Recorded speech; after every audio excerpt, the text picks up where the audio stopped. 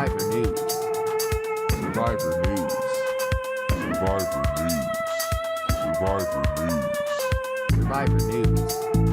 Survivor News. Survivor News. Survivor News. Survivor News. Survivor News. Survivor News. Survivor News. It's been a long time. We shouldn't have left you without a dope to step two. Step two.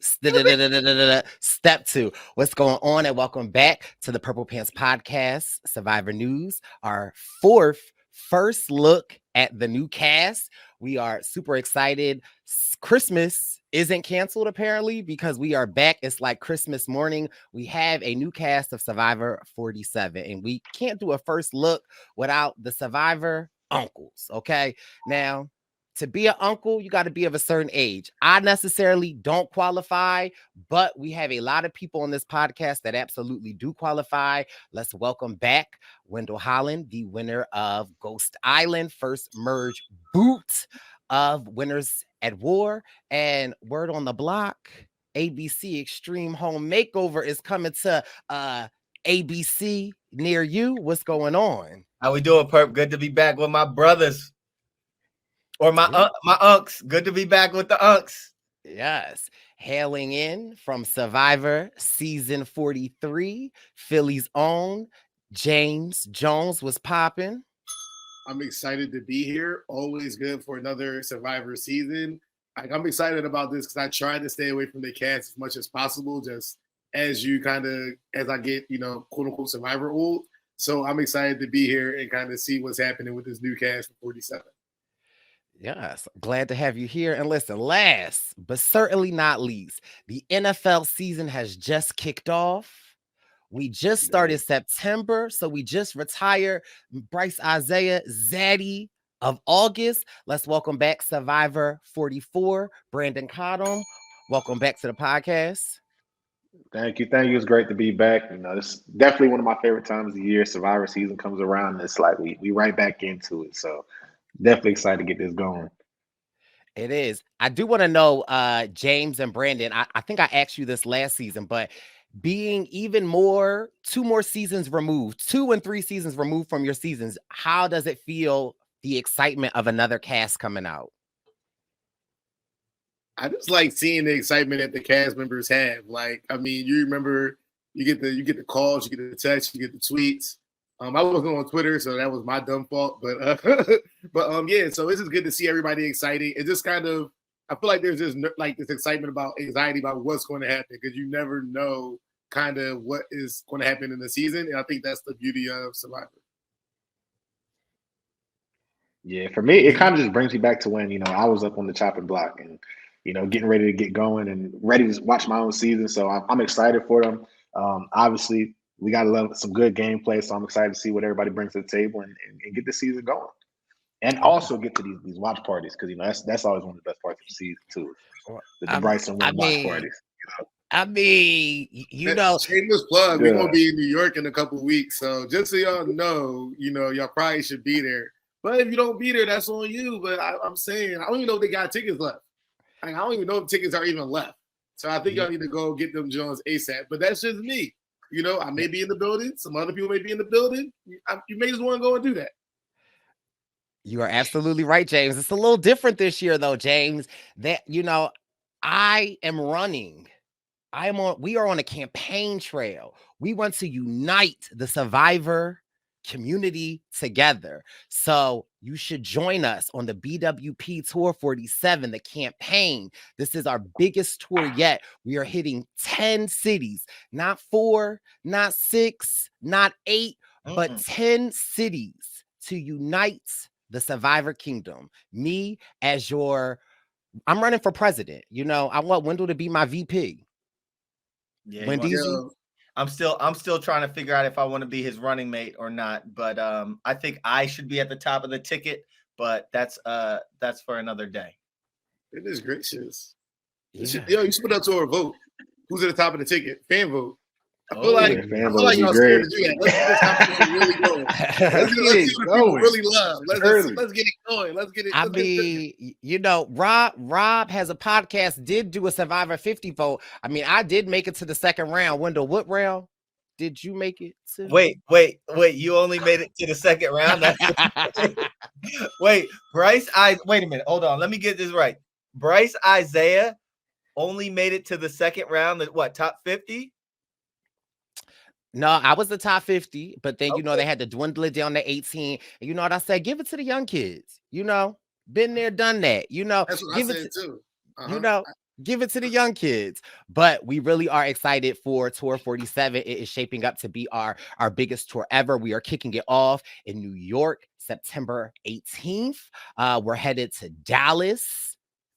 From Dallas, LA, from LA to Nashville, from Nashville, we're heading to New Orleans, to Chicago, to Philadelphia, to Boston, to our city's capital. Shout out to DC because DC Our did it. nation's DC, capital. our nation's capital, DC. And we are ending it right back in New York. Tickets are available. You can click the link in the Brice and Win Present Instagram or Twitter bio. And we hope to see you on the campaign trail near you. Yeah.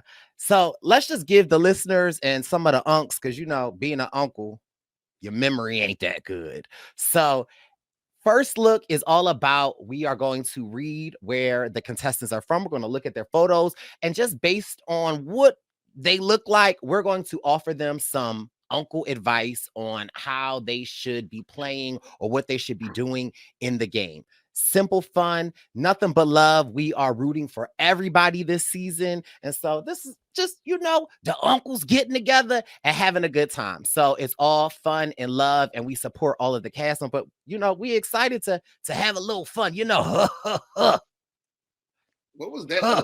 That was an interesting. Listen. So, right off the bat, we have the cast. We are looking at the cast of season 47. Any first takes? What's your first look? B Money? I think it's a good looking cast. I think, we got a couple characters just based off of, first initial, the eye test. I think it's going to be a good season. For me, this is a genuine first look. I don't like to spoil it before we get to this. I really like this to be a genuine first reaction. So I'm enjoying what I'm seeing. I think it's going to be a good time, and I'm excited to see what they bring to the table. I think it looks like we have some personalities, and coming off of a 46 where it was personality heavy, 45 was like game strategic heavy, 46 was personality heavy. This one, I think we got a good mix, but I see some people that I could see being those characters. JJ? I feel like I look at this from just everybody. There's no one that, like, from a physical standpoint, that looks like they're like a super dominating physical presence, which I think is like interesting for kind of how the cast are going to think about voting when it comes to the first challenges. Like, there's no one. It's looking like you see Brandon Cottom, you see a Jonathan. You don't see like a super hulking person. So I think that's just interesting when it comes to thinking about, how they're going to think about strength and how the game's going to play out.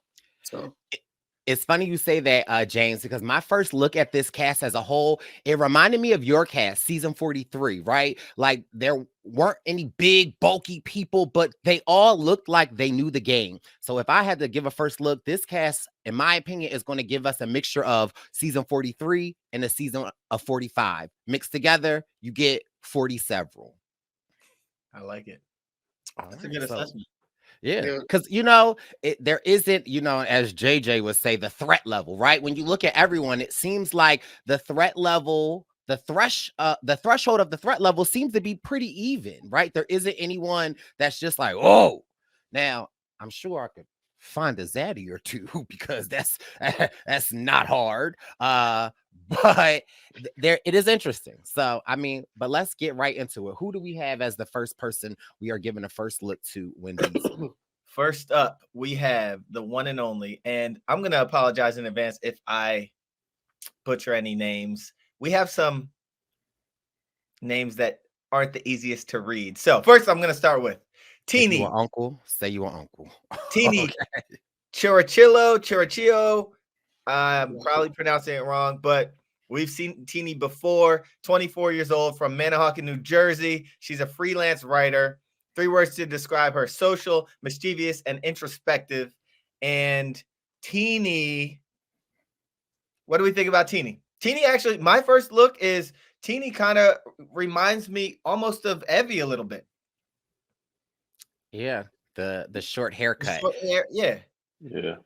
I For feel like, me, yeah, I like Teeny. I feel like she has to kind of make sure she blends in the beginning, where I feel like people aren't going to look at her as a super big threat.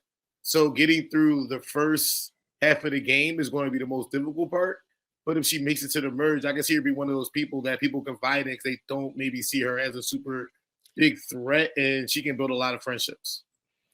yeah, I I think. I Go ahead, Bryce. Go ahead, my bad. I was going to say my first take at Teeny is I get sneaky, right? Sneaky in a good survivor way. And so the fact that you read mischievous, Wendell, right? That is kind of like, I feel like Teeny is going to be the one that's looking for an idol, accusing somebody of having an idol or something. So my advice to Teeny is stay low. Don't be mischievous in your head. Keep it in your head, but don't put it out to the mass, because I'm worried, because I don't want them to label you as like the troublemaker. But I think she has good energy, and I think amazing TV we are in store for her. Yeah, that's actually exactly what I was gonna say. I was gonna say she does give the vibe of kind of like a little bit sneaky, but at the same time, like really cool personality, somebody you could sit down and have a good conversation with. So I think it's like teetering on that line of like, do you want to be the likable person, or do you want to be the person where everybody's like, I don't know if I could trust her. I feel like she's going to be on either side of that line, but I'm excited to see kind of what she brings and how she kind of carried herself in the game. Because when you come out saying you want to be mischievous, that immediately makes me think, all right, yeah, I'm trying to get right into the nitty gritty and really have, cause some chaos. So, I'm excited to see how she plays it. I don't want her to come out the gate too mischievous. I want her to make her bonds and then slowly ramp up the tactics or the antics. And I'm hoping that that's what Teeny does. So let me ask y'all this, right? Because now y'all saying, I don't want her to be too mischievous at first. Now on season 46, y'all was all mad that it was a slow beginning. Everybody was like, the first 4 episodes are corny. Nothing's happening. So which one is it? No, I think you have to play your individual game. I like the quote unquote, slow, quote unquote boring, because I don't think anything is slow and boring. So I'm always trying to read it between the lines. And I think it depends on like your position in the tribe. So if you're not one of the bigger people and it's at the beginning, you want to make sure that you're building those strategic friendships where when you are like a more physical presence in the tribe, you have a little bit more leeway in the beginning of the game. So you have to the game is really situational about like when you choose to be mischievous and when you choose to use information and when you choose not to use information. And if you're a little mischievous a little too early, and that's with anybody, you get caught up. That's what happens. Okay, we will see. Who do we have next? On to the next. The next gentleman we have is a gentleman by the name of Rome Cooney. Rome is 30 years old from Corvallis, Oregon. I'm probably pronouncing that wrong. His current residence is Phoenix, Arizona. He's an esports commentator. Oh. Three words to describe him: charismatic, entertaining, and cutthroat. Oh. And let's see. Favorite hobbies: playing video games while listening to podcasts. And his pet peeves are ordering food with someone. Then when we get the food, they still want to take some of my fries or what I got. If you want some, then order some. Yeah, I feel him on that, though. I ain't going to lie to you. I feel him on that. I hate that, too.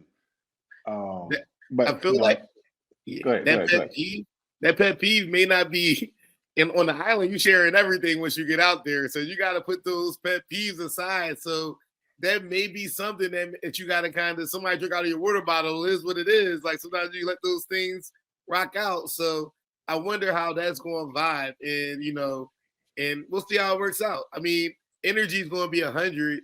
And I think a lot of times, like, you want to make sure that you're matching the energy level of your tribe.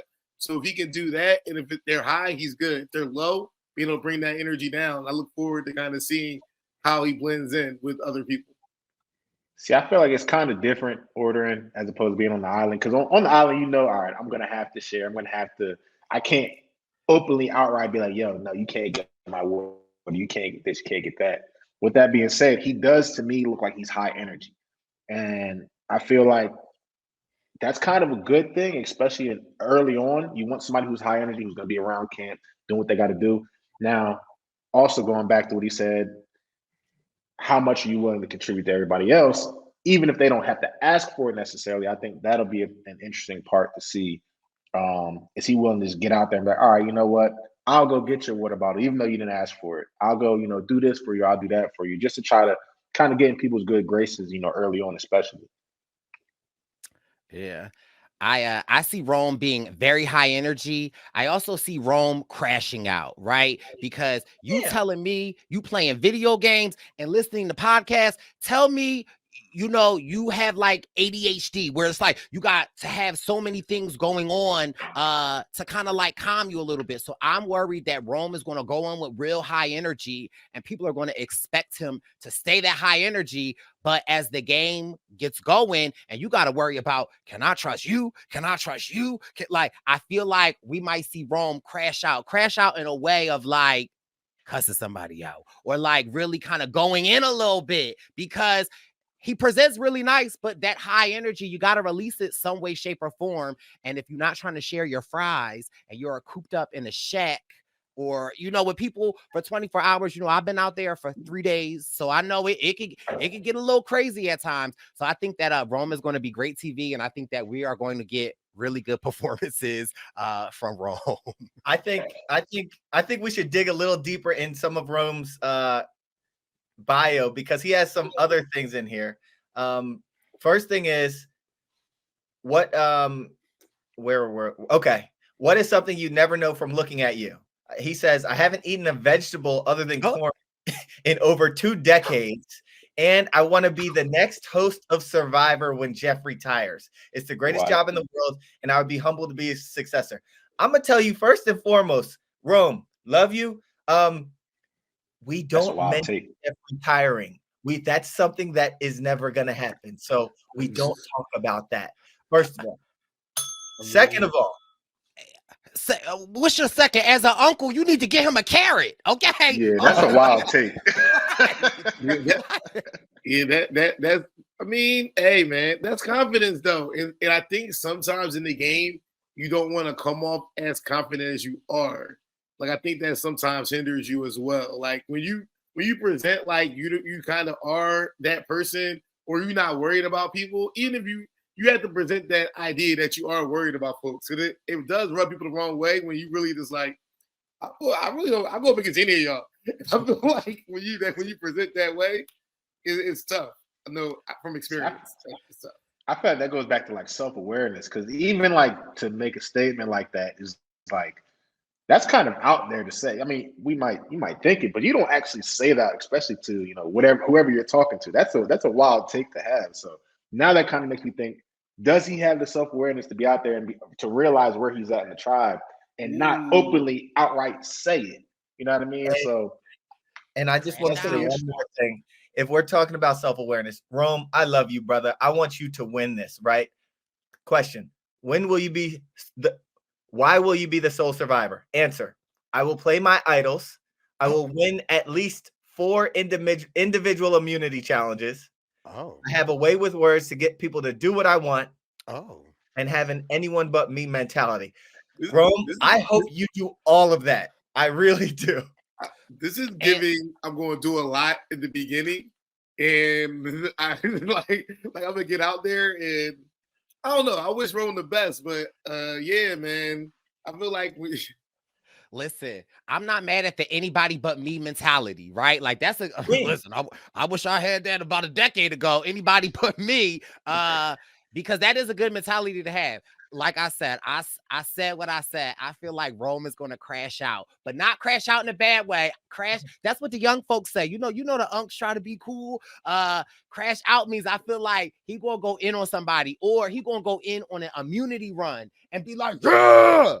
You ever be in the art vegetables? He's not making no immunity run. Well, there might be some no immunity run. How you only that cuts out a lot of stuff. Like that's a lot of vegetables you cut out.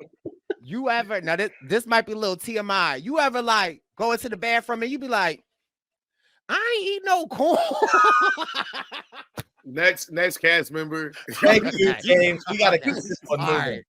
Okay. The next cast member we have, since Vanessa, Brice, yes.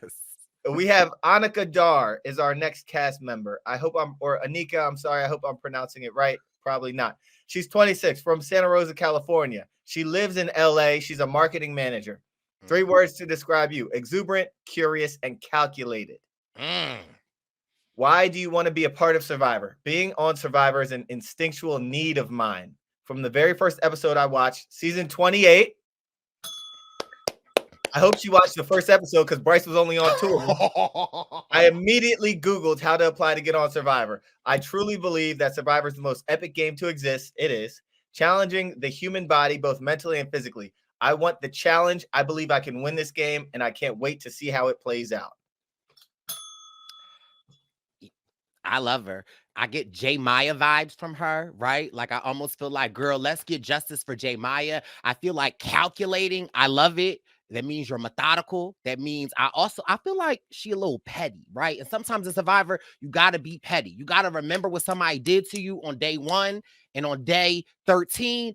Time to strike the iron. My advice is that to my sis is that I want you to stay in the forefront. I don't want you to fall into the background. I want you to be a part of the conversations that matter, because I feel like you got a smart mind on you, and I could see Anika going far. I feel like that was my initial. Oh, do you think, B? No, I was gonna say that was my initial take. She seems very smart and like she said, calculated. Especially with her being in marketing, I feel like she knows how to present herself, even though it might not be what she wants, what it really is inside. So I'm excited to see what she does. I think she's going to be one who kind of plays it slow at first, is kind of sitting back, watching everybody and making the right, like she said, calculated moves, presenting herself the right way, since she is a marketing, what? She She's is marketing what? Like, what does she do in marketing? Marketing manager. So she manages people. Marketing manager. Okay, so she's exactly. She's not new to this. So, and I think a big part of Survivor is marketing yourself, whether it's how you actually feel or how you want to be portrayed. It's a big part of, all right, this is who I want you to see. This is what I want you to feel. This is how I want you to feel about me. And when it comes down to it, that's all marketing.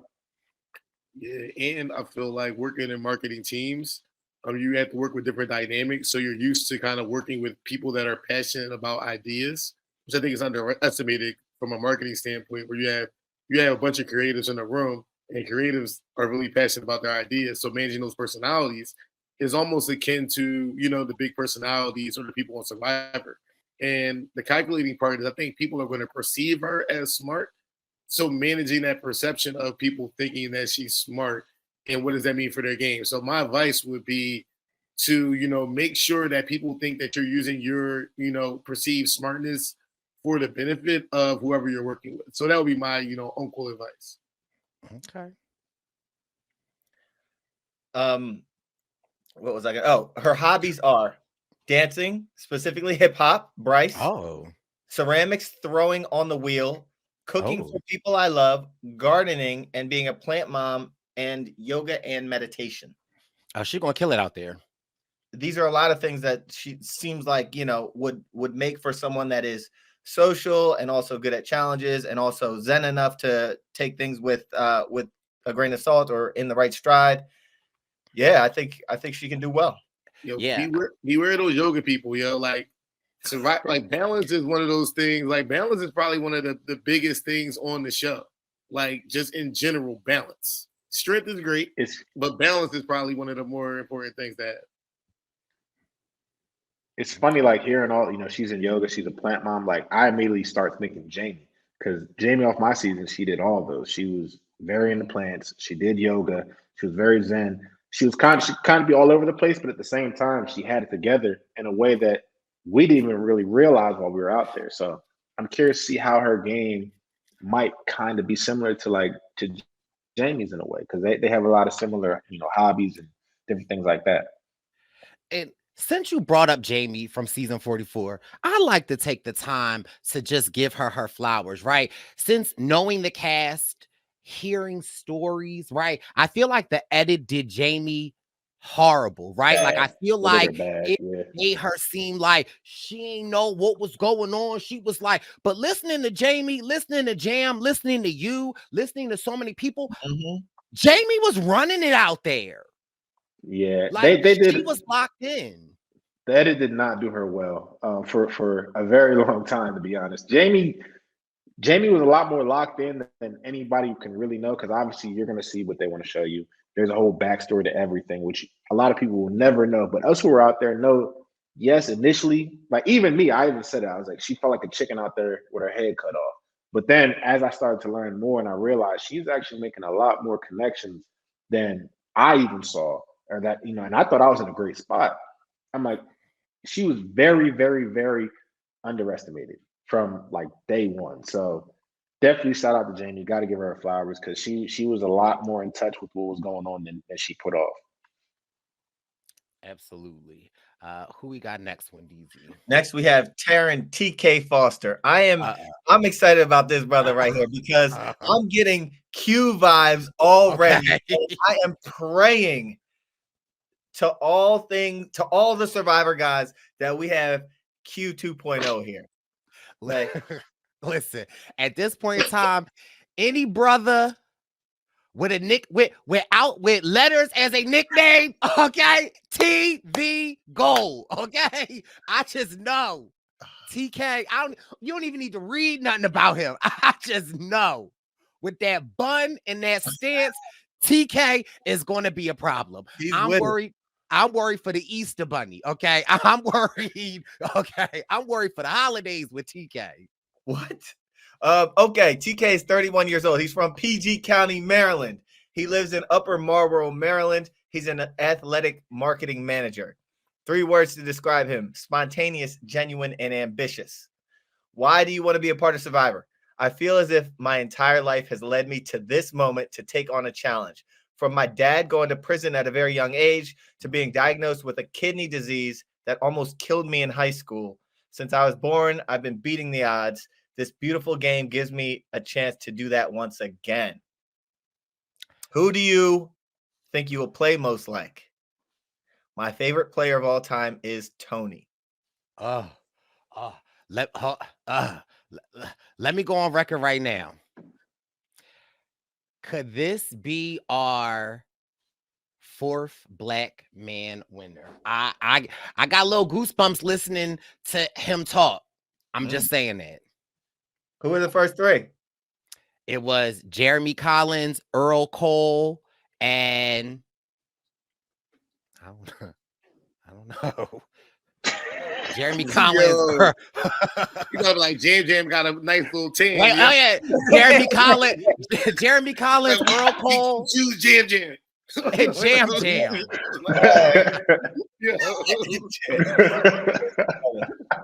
I'll tell you what about TK, man. TK, if when you guys were talking earlier about there's no standout physical threat, I'm scared that like once TK comes out of his shirt, he might. Whoa. You know what? Your internet was breaking up. What did you say, Wendell? Your internet was breaking up. I recant that statement. I think TK might be a strong grip person. Come out the shirt, Come on, TK. Man. Okay. Yo, Wendell, I understand what you're saying. I think that's the hardest part, like about when you look at the pictures, is seeing like physical presence. Like that's the hardest part to figure out. Like, yo, who really is exerting? Like, who's that person everybody looks at? Like, oh yeah.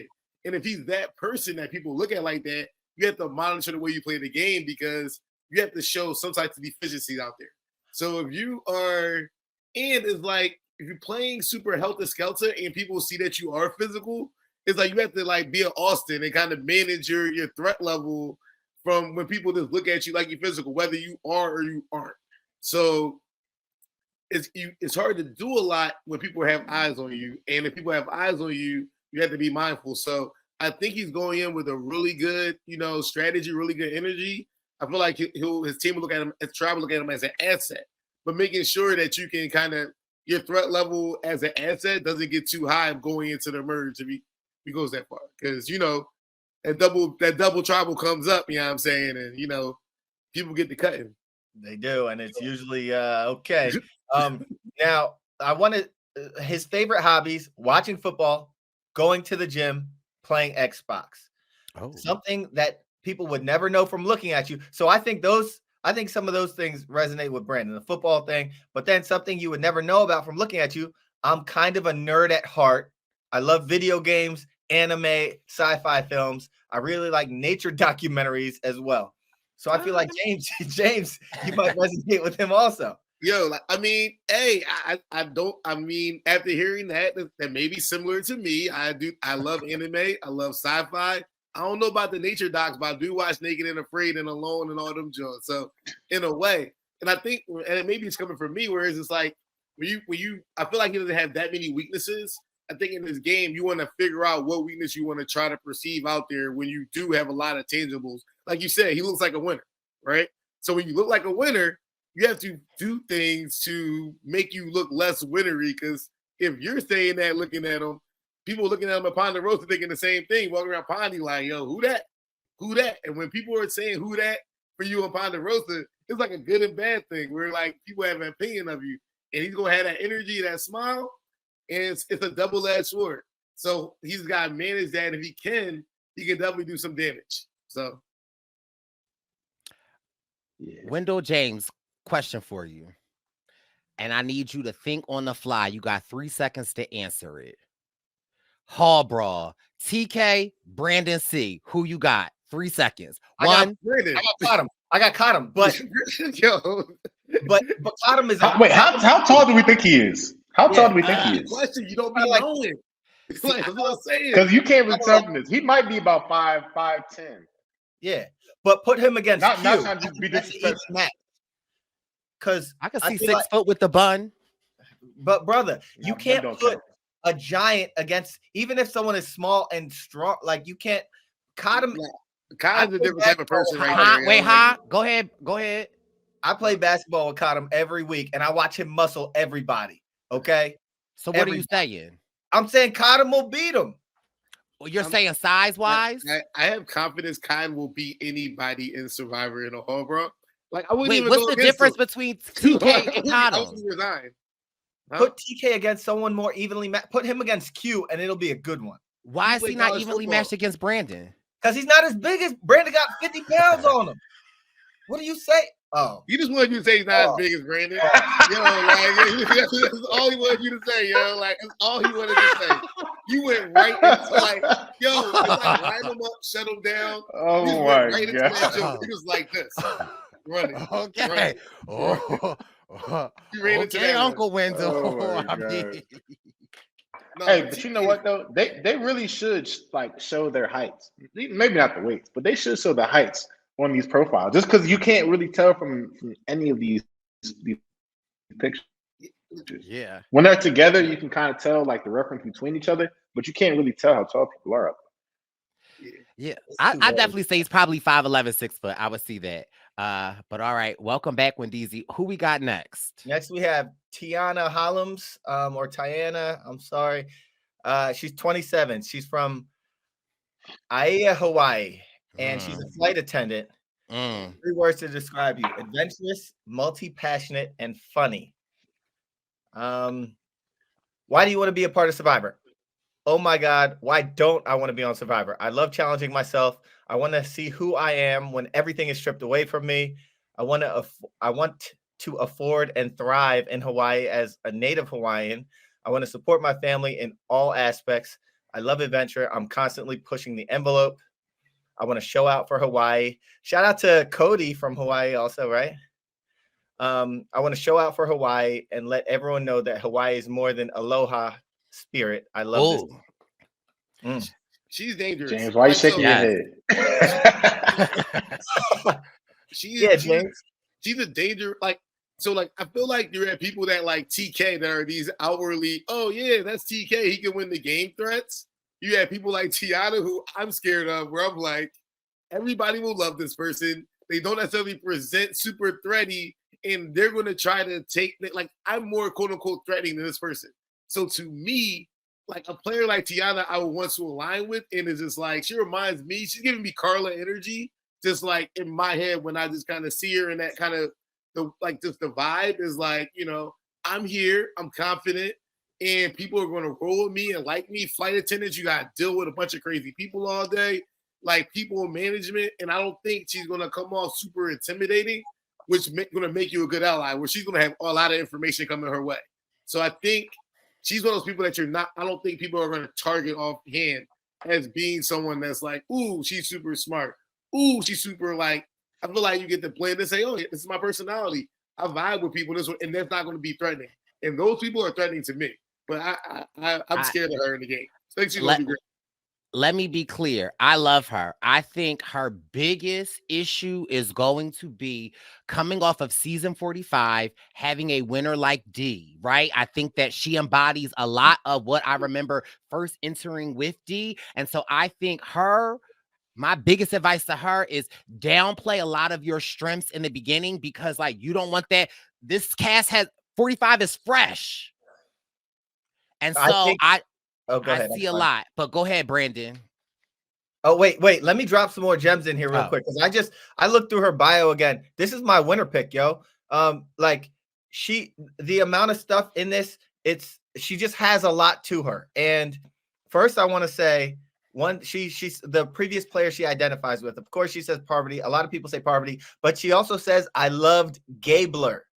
He was constantly networking, but knew when to take a back seat. He listened and observed before making a move, and he won an individual immunity challenge and could read situations. Okay. Then favorite hobbies: reading, yoga, hiking, going to the beach, eating a lot, volleyball, travel, pickleball. Journaling. I just think there's a lot to her that keeps her zen, but also athletic enough to do certain challenges. And then I wanted to say the last thing I saw was, and I'm sorry for throwing all this out there.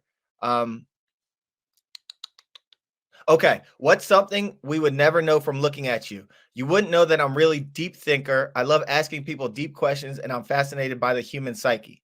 I think she's going to be one of these people that connect with people on an individual level, and I think she's a threat. I think scary. And that's what I'm nervous for.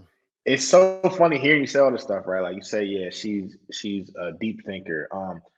The first thing I was gonna say before you even said she kind of aligns herself with a Gabler type player. She's from Hawaii, right? So she's gonna give you off those, like she said, aloha vibes. Immediately, people are gonna be like, "Oh, she's cool, she's chilling." She might not be, when she comes across initially, oh, she's here to enjoy the game. She's here to, for the experience. And those are the scariest people, because yes, that's what they're trying to, give you as a perception. But the whole time, like she said, I'm a deep thinker. She's going to be the one who's going to come up and bite people in the ass. She's going to be the one who surprises people in some of these challenges, because like she said, she does all these different, athletic activities. She might not look it, but she's going to be the one who surprises you at kind of every turn. And I think that's what kind of gives you, like Wendell said, she could be a winner pick right here, to be honest. Absolutely. And she's a flight attendant. Right. But y'all have to remember, this is the new era, right? They study the show. We keep thinking of these idols like Tony, like Boston Rob, like Brice, like these people, right? Their new idols are who?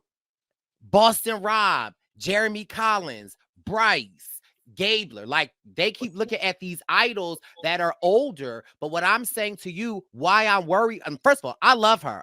Everything y'all saying I agree with. What I am worried is, in this new era, we have Gablers, we have Jams, we have D's, we have Kenzies.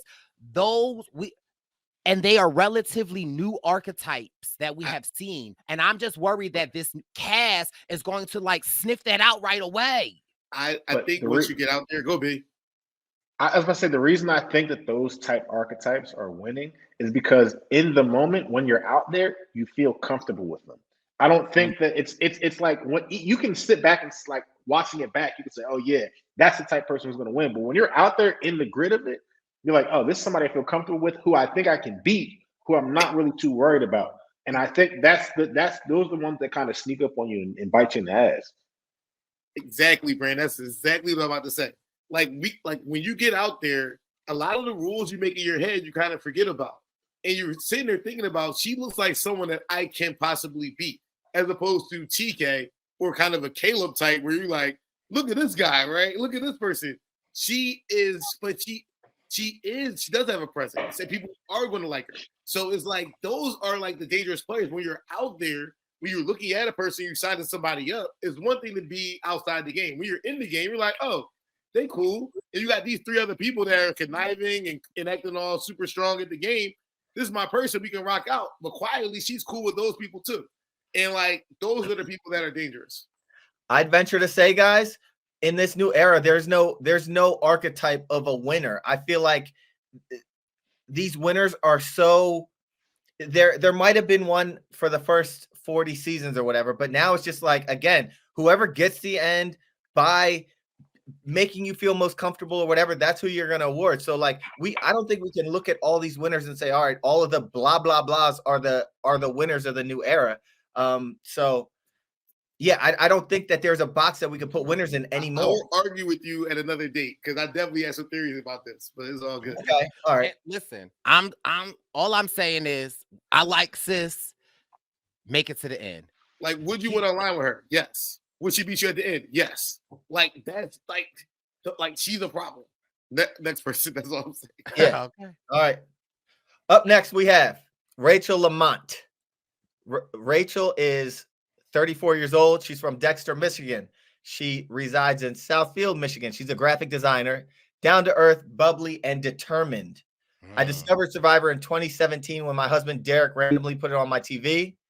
I was immediately captivated by the game. I love people. I love pushing myself out of my comfort zone. I love games, and I love money. Why wouldn't I want to be part of Survivor? Love her. I get Franny vibes.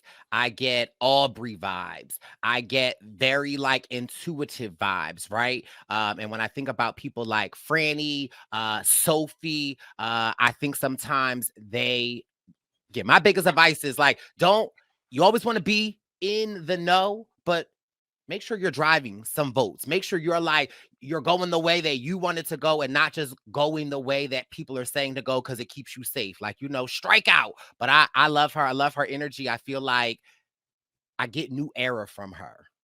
Hobbies, pottery, traveling, golf, and yoga. We got a lot of yogis. A lot of yogis. I feel like at 34, which is old for Survivor cast, but in the new era, just making sure that she can blend in with the younger people, but she'll still have that wisdom that, and the life experience that the mid-20s don't have, and that can make her dangerous. And I think if she can kind of keep her threat level relatively, low and blend in, I feel like she could do some damage. Because I feel like she has that unassuming nature, unassuming kind of personality, and I feel like those are people you want to work with, and you also feel like you can beat. But at the end of the day, they may be building great relationships with people where people are coming to her as a, more mature person, XYZ, and she's building a different type of relationship than you may be building with people. So she's one of those people that you think, oh, I can beat and I can bring them far, but you don't know the relationship that they're building, and they're not getting blood in their hands on the way. So that's my thought process. It's something to, if I don't know why we don't hear this enough. It's something to somebody saying, I like money. Right? Like, because it's like, what you won't do for money, right? I think I like that about Rachel. I don't think we hear that enough. And I think that people will do some strange things for some change. So it's like, I feel like Rachel might be out here risking it all for the million. And I don't think people would see it coming. I love that. I'm saying that as like a very positive thing. No. And I feel like when you play, you've been through some things, like you do, like you really value the money. Like people, like she may give off the, I'm not out here. Like she gets very wholesome and like vibey, but she may not tell him I'm out here for the money, but you can tell her mentality is I'm out here for the money. I mean, check, baby, check, and that's not like, I feel like that's a good thing in the era where you want to present one way, but have another way behind, underneath. So I think she's in a good position as long as she can make it past the early part of the game. When she was asked what player she identifies with the most or who she'd like to play like, she said Kellen Bechtold. Shout out to Ghost Island. Kellen was a player for real. Right. Her edit wasn't the greatest or whatever, but Kellen was a player. And she also said Omar. So 2 players. Yeah, I like that. So Shall we continue? Let's go. Next up, we have John Lovett, 42 years old, Long Island, New York, lives in LA, California. He's a podcast host. I believe I follow his pod, even though I haven't listened to it, but I think it's one of the most popular pods in the country. Pod Save America. And 3 words to describe you. Opinions for days. Why do you want to be on Survivor? What I love about Survivor is, it's about deprivation and endurance and puzzles and challenges, but at its root, it's an experiment in democracy. It ends in a vote, and the players decide what it means to earn that vote. I want to be a part of that experiment. Is he all right? Here's the question: are you threatened if you're playing? Wendell, are you threatened by playing with them? Yes. Brice, are you threatened by playing with them? Absolutely. What's threatening? I mean, I just feel like I don't know enough about John, but from my perspective, from what I see, I would be threatened by him. I feel like it's America. He's a white man. Like, like there are things that like in everyday life that I like, But this may be interesting, right? Because on the island, we typically don't talk about politics a lot. So like this may be an interesting dynamic that may get added to Survivor, which hasn't really been there, which could be an interesting thing where you have these conversations where people aren't saying, "Oh yeah, I'm a congressperson," or if my job is and I can't lie about it, I talk about political stuff, right? Then why can't you lie about it? I feel like at some point, if you lie, like when you are part of the largest podcast. We'll get to another podcaster that's coming up too. But like you can't lie. Like, I'm not doing that's not me.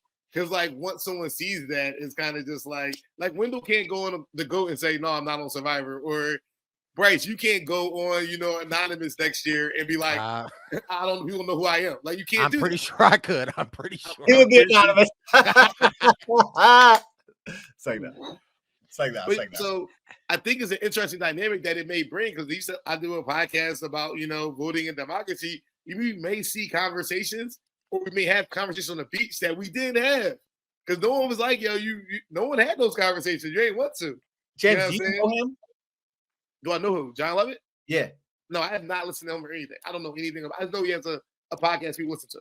So, and I know this is first look and it's off of a brief thing, but I listened to too many pods. I was listening to our buddies at the Survivor Specialists, and they said that Lovett, he's very, very, very liberal, and I don't think from my perspective, I don't think he will be able to not talk politics out there, but we'll see. And apparently, he's an Obama speechwriter on the level where he can message Obama like, hey, you messed up this part of the speech, or hey, you skipped this part of the speech. So I feel like putting this person on Survivor, I would like for John to be so self-aware to because if I could text Obama, man, y'all can't tell me nothing. So I want him to be so socially aware that he curbs any of that, and for this guy to be so accomplished. That's what I want. Can you imagine him getting to the end? And at this point, I want John to get to the end, and I want to hear his speech. I would take John to the end. That's the thing. Like, that's a player I'll go to the end with. John, he already rich. Yo, give me the million. He got bread. He cool. Like you like me more. He was annoying y'all. Like I would take him right to the end, yo. You wouldn't know that from just a first look. Also, from a first look, you know who he reminds me of a little bit. I get a little Mike White. Oh, Mike White. And Mike and I don't know what y'all remember about Mike White, other than his hilarious like antics on the island. But yeah, Mike White went far, and Mike White had connections, and Mike White was a big name. That's what I'm saying. Like, when you want to connect with him, like, are you voting him out in the beginning, or are you building connections? What are you doing? Would you align with him, Brandon? First look on the island? Maybe. I'd align with him until I realize how good he is. Yeah, but I feel like you can't say that, Wendell. Yes, you can. And when you realize how good he is, it's too late. No. James. Yo, he's going to say who he is, what he does. You have to make that decision as a player. Am I down to play with a player like this, or I don't? And if you are, then it's like you want to have someone like that in front of you that is a big name that you can always point to. Oh, we can't let him get to the end. That's somebody you kind of want to play with. And if you are comfortable going against him, it's a good ally to have. So I think he's a different type of shield where he's very popular. Don't go to the end type shield, possibly like that you could play with. That people may want to gravitate towards, or you also can be that people don't want to vote him out and they vote you out type shield.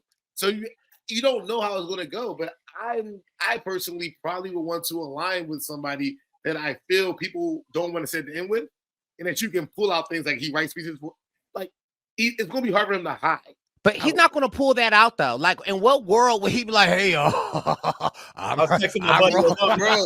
He has one of the top 10 podcasts in the freaking country podcast world. Is audio. People might not. I don't think people are going to recognize him.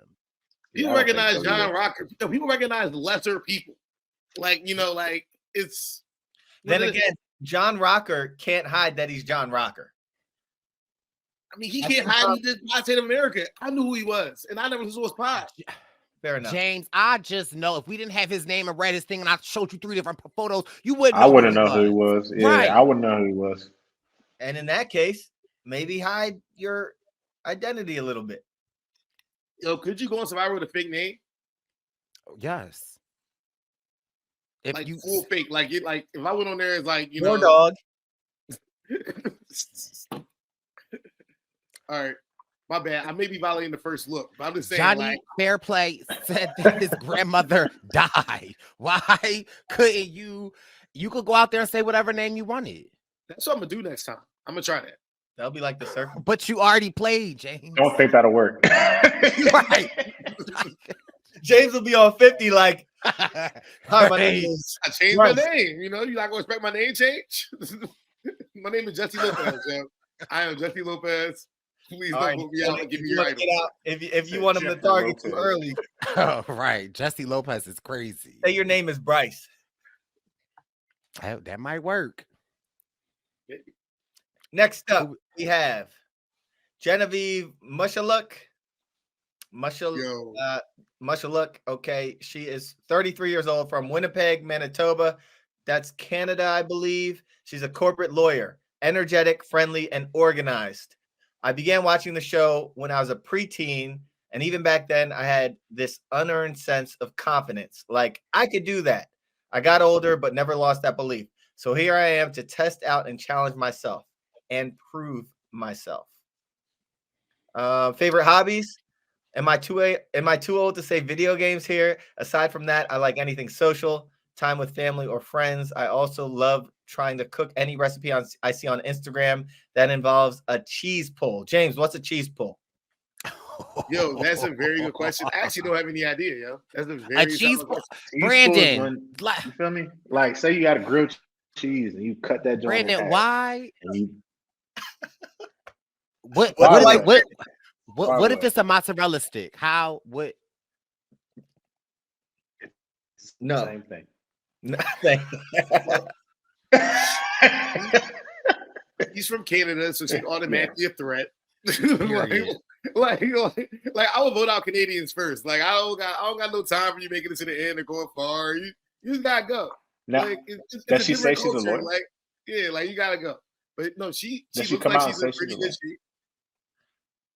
She looks like, is someone's internet frozen? Oh, we're here. She looks like she can go out there and not say she's a lawyer. She looks like she could say, I'm a yoga instructor or something like that. Yeah, she's dangerous. Like she's smart. She's like she's been through things. She's in her mid-30s. I feel like people can come to her and having experience living. I think just having a different vantage point, like being in Canada, it's like a different. I think you just view things differently. You communicate differently. I feel like it's just less threatening of overall from a personality standpoint that she's going to bring to the table. Big smile, good energy. It's kind of like, is that somebody you want to play with?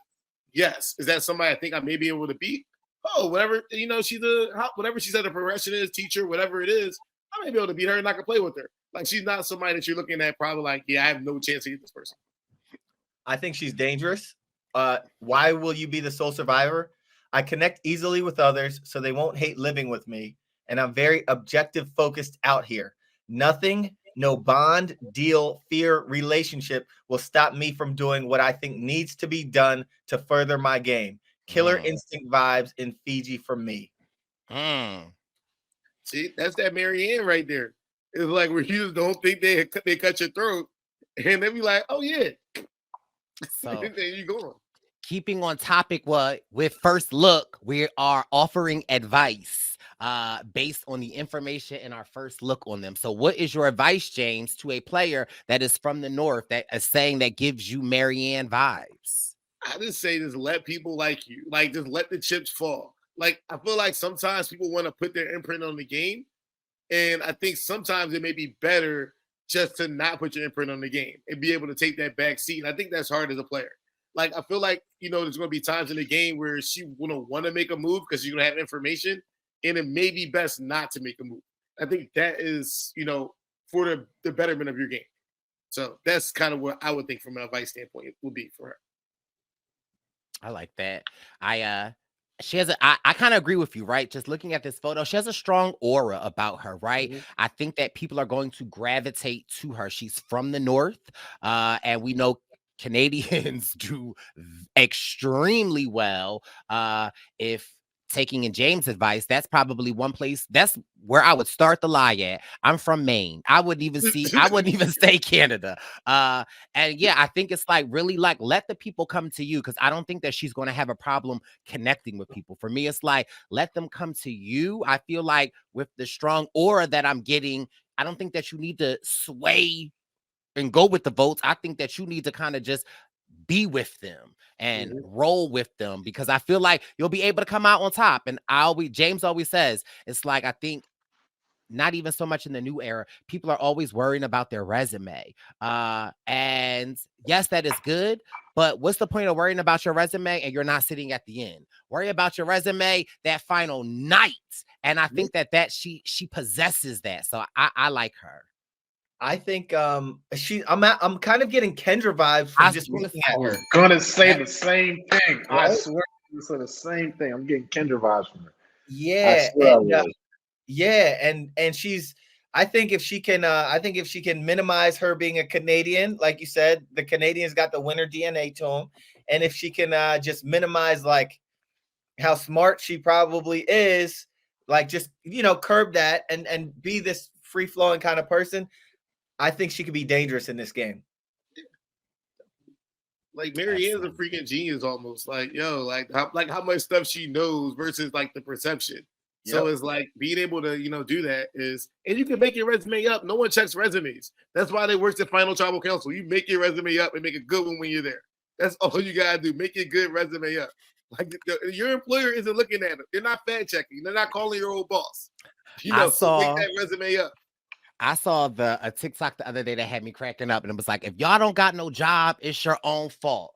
They was like, you should be you were the GM, you were in charge of marketing, sales exec for Toys R Us, Circuit City, and Radio Shack. How they gonna know? How they gonna know?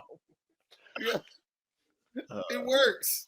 I'm just saying, you might be onto something, James. Who we got next, Wendeezy? Next, we have Gabe Ortiz. Gabe is 26 from Baltimore, Maryland. He still lives in Baltimore. He's a radio show host. 3 words to describe James. I'm sorry. I just clicked off of it. His name, he's going out there as James or Gabe? No, Gabe. All right, my bad. 3 words to describe you: opportunistic, resourceful, and blunt. Be careful now. Curb that bluntness out there, my man. Why do you want to be part of Survivor? The new era opened a door to write yourself into a new set of history books. I like that. I wanted to make my mark before those books got written. Okay. I like Gabe. He gives me a little Caleb vibes. If Caleb had a twin, I think Gabe could potentially be like the evil twin of Caleb. And I say that in a good way, because what was Caleb's biggest issue? He was too likable. Yeah. Too likable. Yeah. And I think so that maybe Gabe has that bluntness about him that actually might make people not like him as much as Caleb. And so he has a positive aura around him. So I like Gabe. I think, you know what, Gabe? Come out there and be yourself. You know what? Let's roll the dice. That's my advice to you. Go write your history. yeah, I think from an advice standpoint, I think it would be maybe to tone down the wanting to make a market history. So I feel like you may find yourself in a good place. Sometimes you just fall into a good place in your tribe and like everything is working. But then the hard part about Survivor is I want to do something. And it's like, I think that may be something that Gabe struggles with. So I think that may be his thing, but I think he's in a good position. He looks like someone that, radio hosts, they understand people, they can deal with different things, different. I feel like that's a good place to be, interacts with people, and that'll put him in a good situation and just kind of letting the game come to him and picking and choose when he tries to make that move. I got a question. Oh, go ahead, Brice. I have a question about your advice, James. So you said don't go into it wanting to play like you're writing history. I'm saying you want to make the moves that are best for you to win the game. So, like, if people are coming to you and you're in the knowledge, you're in the know, right? You're in the power position, right? You want to, I think you want to make sure other people feel like they have agency in the game because people are coming out there to make moves, right? So if it's perceived that you're making all the moves too, like other people want to eat. They want to feel like you saw Tevin and Liz. You took my move. Oh, that's my move. You want to make sure that you are doling out the juice nowadays. You don't want to take all the juice. You don't want to be because like you make that history writing move. Who's going to want to sit next to you at the end? There's no Tony Wu thing happening here anymore in Survivor. You make that big move early, it's tough to make it to the end. It just is. You want to win. I think I'm a little scared for Gabe, guys. Why? He says he's blunt, right? And then Nothing wrong with that. Okay, but also, which previous player do you identify with the most? Who do you think you'll play with the most? I think there are bits of a lot of players I resonate with and will emulate. But to be honest, I don't want people to watch me and say, "Wow, he's like XZY." It says XZY. Wow, he's like XZY. I want people to look at players that come after me and be like, "Wow, he's like Gabriel." This is giving Matt vibes. My question is, does Gabe? I'm like, bruh, I wonder how much of a fan Gabriel is. Brandon reminds me of somebody you play with. Huh? I think it's reminds me of somebody that Brandon played with. Am I right? Like, who's Matt? He made the fake idol, wanted to do a lot of stuff. He fell off the rock. No, but Matt was a super fan, though.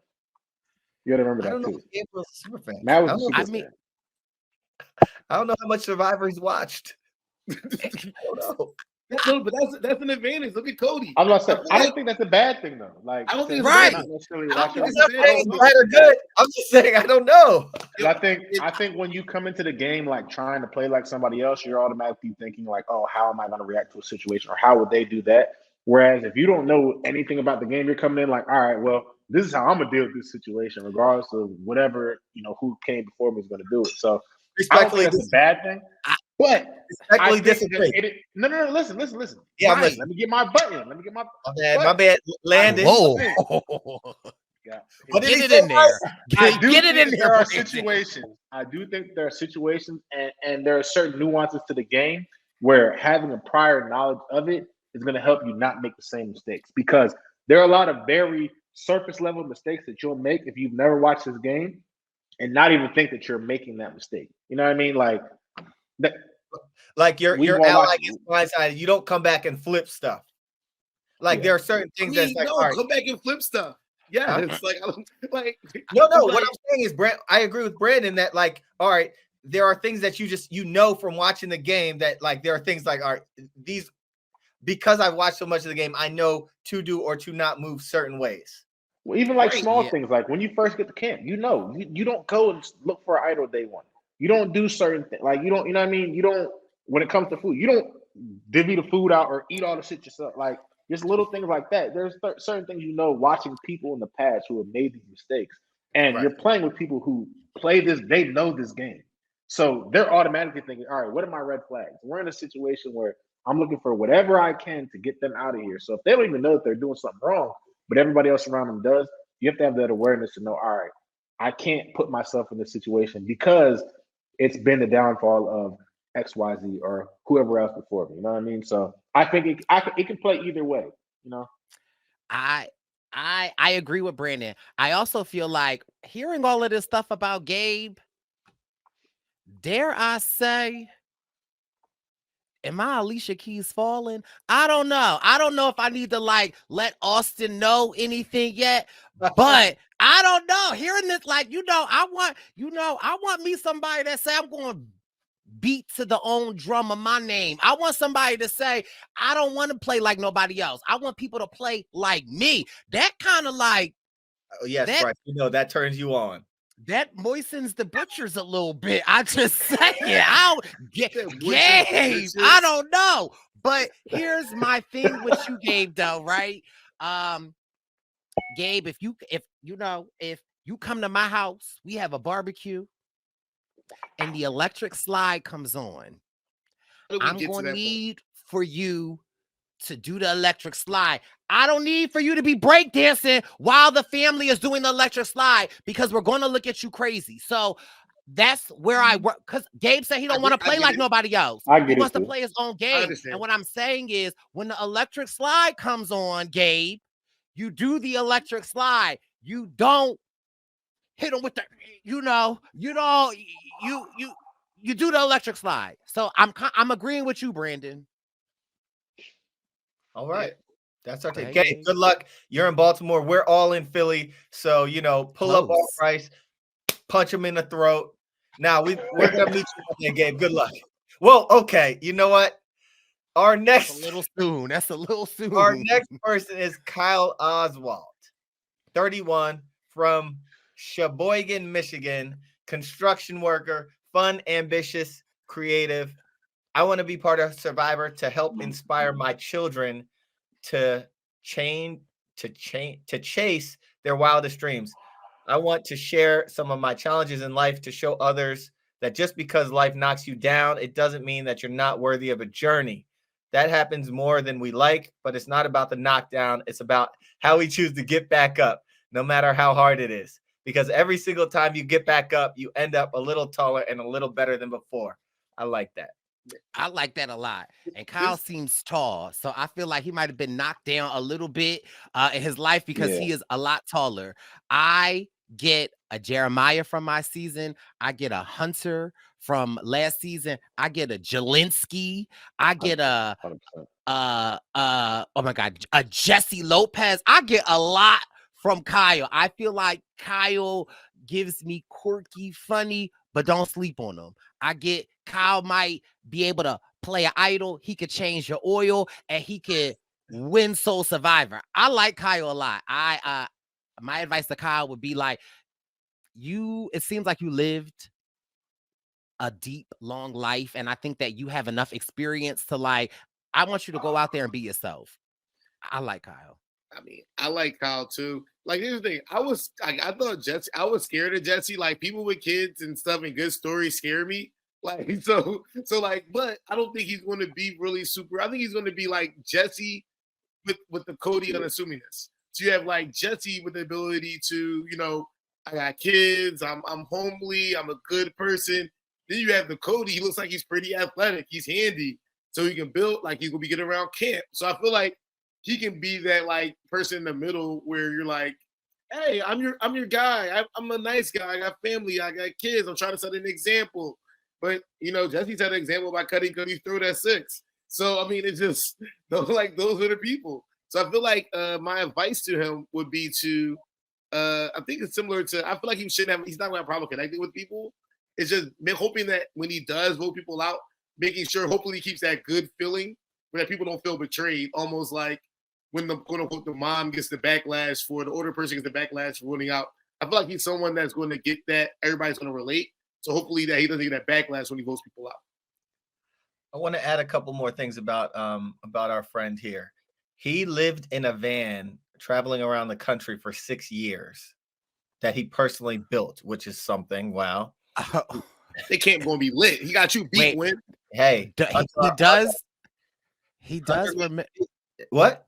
He resembles a little bit of Scooby Doo now that you say he lived in a van, just a little bit. Yo, If you don't leave him alone, he also his hobbies. He loves to travel. His biggest accomplishment: building my family a house by myself with minimum to no help from anybody. Wow. yo, they can't gonna be lit. I'm excited. I hope they show it. Can't buy be crazy. Mm-hmm. This guy. I think he has a lot in him, and he has a lot that he's playing for his family. He really loves his family. It's like he almost has the Rocky story when he says, "You get knocked down, you keep fighting, you keep going, you keep getting back up." I'll be the sole survivor because I'm pouring every ounce of heart and soul into this game. I'm not just playing for myself. I'm playing for my family. Yeah, this guy is. I mean, it reminds me Jeremy Collins type player, like a guy that has a lot of heart. Don't let him get to the end. Don't let him get to the end. But when James talks about threat level, is he going to be higher? TK higher threat than he is? Yeah. Go ahead, B. I think so. I think with him, I think that the biggest question with him that I would have would be like, all right, he has a likable personality. Like when you first see him, the first person I thought was Hunter. I think he reminds me of somebody like that who he's gonna be great around camp. He's gonna be pretty good in these challenges. My thing is like I wonder how much or what his social game is really gonna be like, because we can put a lot into the story, right? The story is a big part of it, but at the same time, you still have to play the game.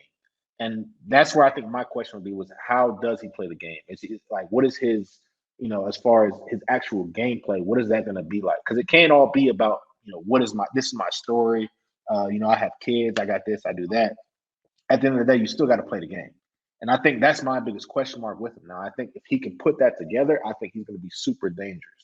Because like I said, I think everybody's going to like him. I think he's going to be great around camp. He's probably going to build some wild shelter that we might not have ever seen before, something crazy like that, and people are going to love that.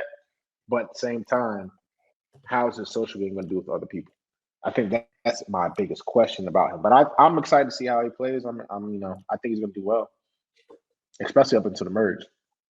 Hey man, I would love to have him as my number 2 or someone on my team where if I have a partner, you can kind of paint him as a little bit of a target. You don't want to next to end to him. And he's a good person. I think you're going to get information from him. I think one of the things, he gets very unassuming. And I think, laid back, smile, like those, yeah. Father, all that good stuff. Yeah. Would you sit next to him at the end, James? I mean, I think I could be anybody then when I get there. You got to make up a lot. All you got to do is make it up your resume. You cater to people's egos. No. If you make it to the end, you got to just sell your story. Like, no. You got to tell your story, bro. James, what was the last time you were at the end? It's not just James. You don't want to sit next to the wrong person at the end, brother. Well, what did you tell him at the end on 40, Wendell? I said, Michelle, good luck. I think by the nature of a game, you're going to make moves, but I think it's how you frame your moves at the end. It's like how you frame a vote, and if it resonates with the people in the jury, they be like, "That's true." Like, so you can do things subtly to dominate the game and not necessarily get all the quote unquote credit. Like that's how. Like when Jim was talking about this game, everybody's like, "Oh shit, yeah." Well, he's in the middle there. He's in the middle of there. I'm assuming that's gonna happen. Like he was doing a lot more than I thought he was doing, as opposed to being the quote unquote, I did this, bam, like. That's super old school. Like they're not letting us. Also, who you sit next to. It's true. My advice to Kyle though is play like Jeremy Collins played the second time. Don't make your whole storyline about your family. Make it about your family at the end. Have people be like, "Oh, Val's home pregnant." Like, that's my one advice to him is like, as much as you love your family, try to hold back from making that such a huge part of your game. Talk about it in your confessionals, but not at Tribe, because that's something that, again, all of these things that we're saying about you, we love, and that builds a huge target. Like, well, damn, he can build stuff. Well, damn, he funny. Well, damn, he gonna change my carburetor when we get out of here. Well, damn, he got kids. Like, it's gonna be so much stuff. So that would be my one advice for him. And who we got next? Next, we have Kishan Patel, 28, from Fullerton, California, lives in San Francisco, California, an ER doctor. Oh, Nurturing, composed, and adorable. I've been playing some form of Survivor for as long as I can remember, whether it was knowing who to trust as a closeted gay Indian American and waiting for the right moment to share my secret, to experiencing the hustle as a child of immigrant parents raised in our family-owned liquor store. Survivor is the most chaotic, beautiful, complex reflection of each individual identity, and I want to show that every story deserves to be shared and heard. Plus, it's obviously fun. I'm excited for Kishan's story to be told. I'm sorry. Did you say ER doctor? What are you combing there?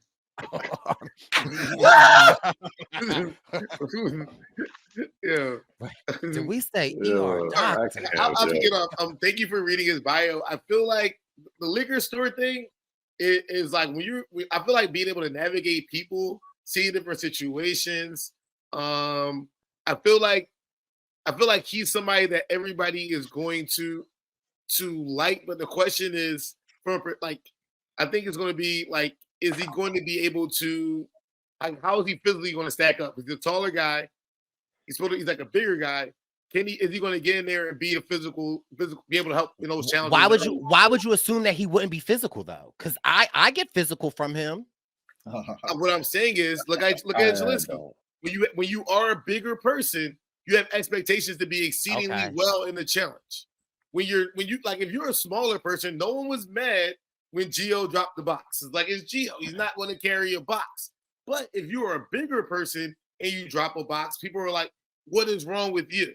So it's different perceptions people go into. Like when Brandon passed out. I hate to bring it up. You know what I'm saying? People were like, yo, what is this guy bringing to the table, yo? It's like, the same thing. So it's tough to kind of fit into those archetypes if that may not be your strong suit. So it's kind of just.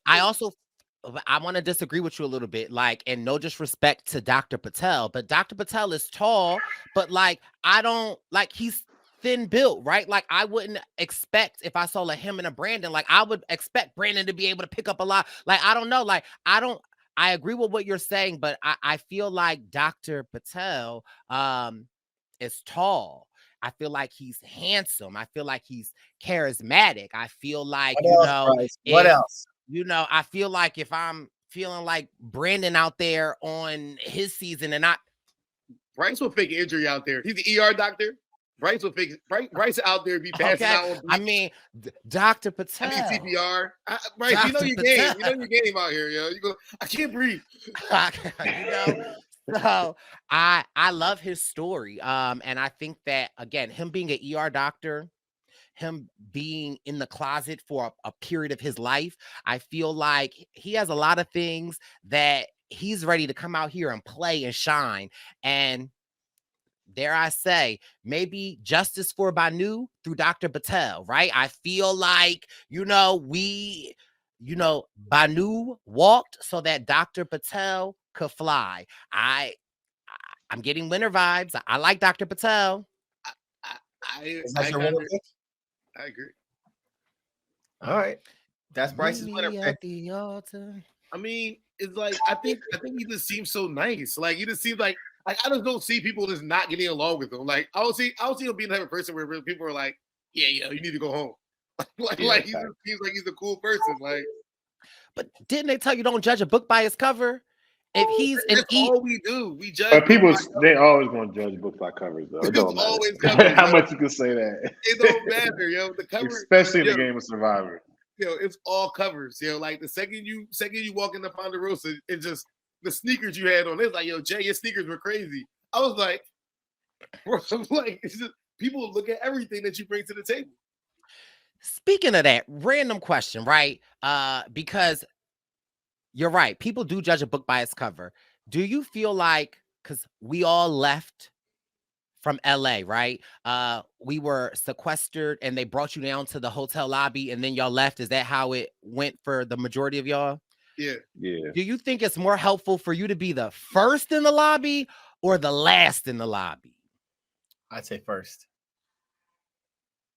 I don't think it matters. I don't think it matters.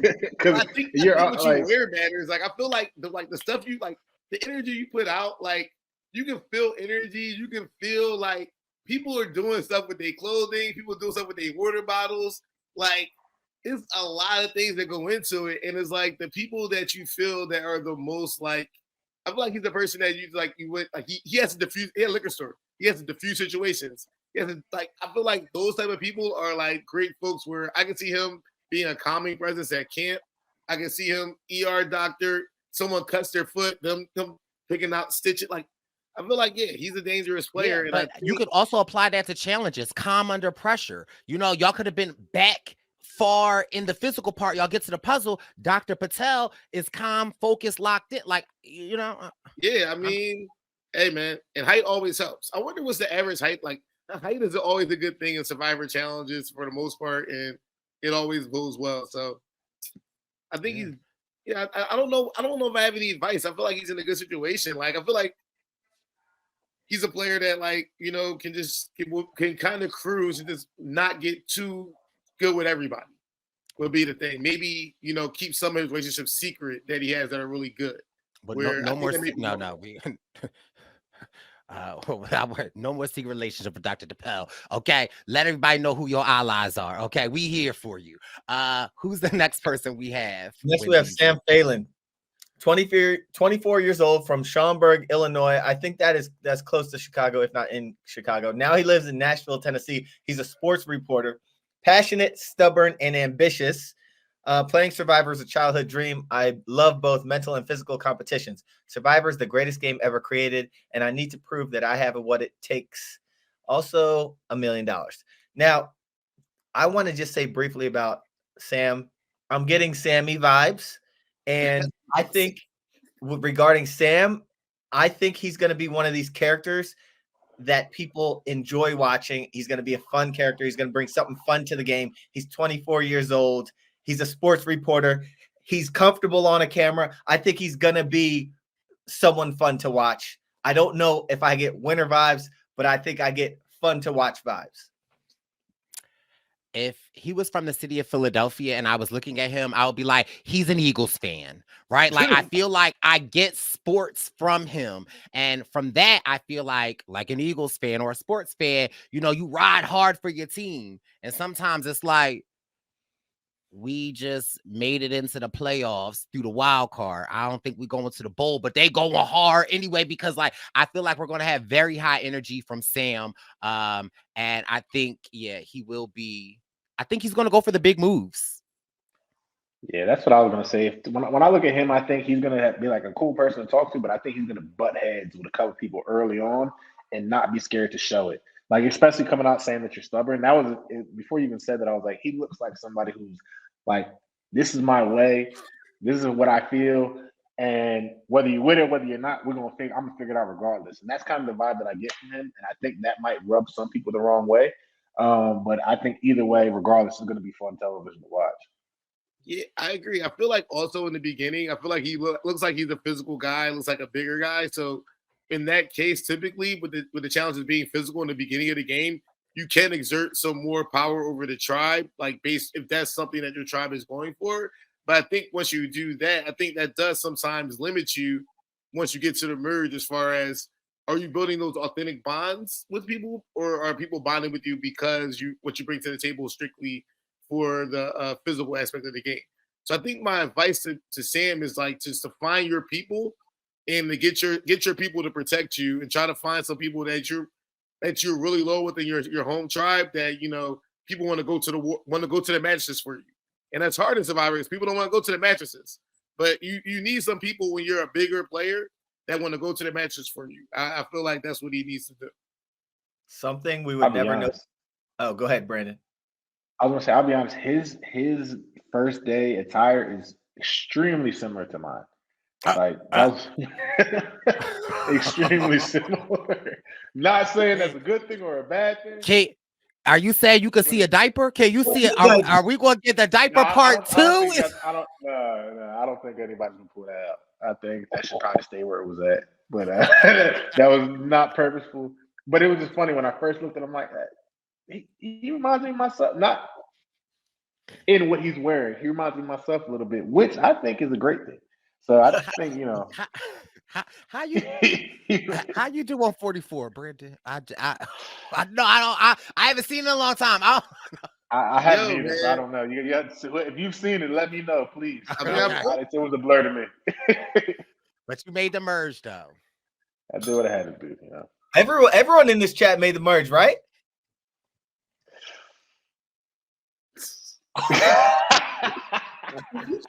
No, I mean, is it the merge section of the conversation when we just talk about the merge? This is where we have like merge talk, and then, like that's what we gonna have, the new merge talk section. Listen, Survivor Philadelphia season 4 is going to be coming up again. See me in Survivor Philadelphia, y'all. See me in Survivor Philadelphia, Brandon. They're gonna vote you off first. You're not letting you get far.